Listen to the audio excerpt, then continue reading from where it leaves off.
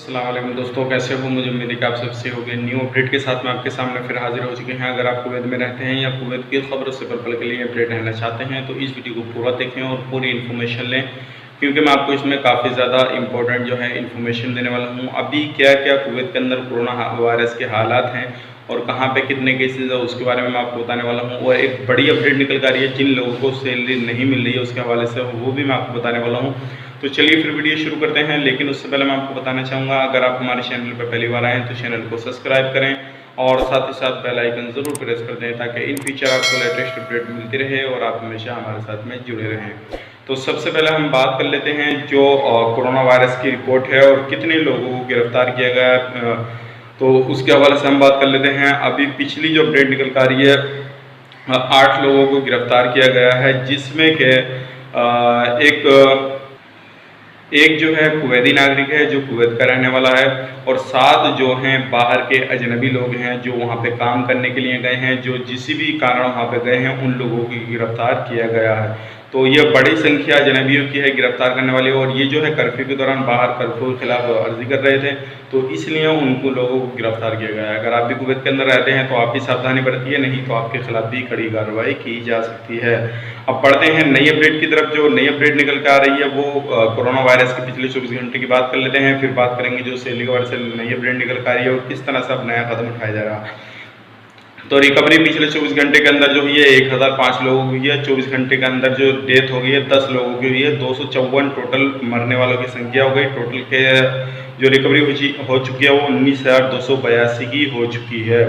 अब नए जो टेस्ट हुए 2,724 हुए। टोटल टेस्ट 3,11,624 हो चुके हैं, और नए केसेस जो आए हैं वो 487 आए हैं। टोटल केसेस हो गए 31,131। अब जो नए केसेस आ रहे हैं वो कम हो गए हैं, इंशाल्लाह आहिस्ता आहिस्ता ये भी सारे ख़त्म हो जाएंगे। अब एक्टिव अभी भी जो केसेस वो 11,595 है। सीरियस केस 180 हैं।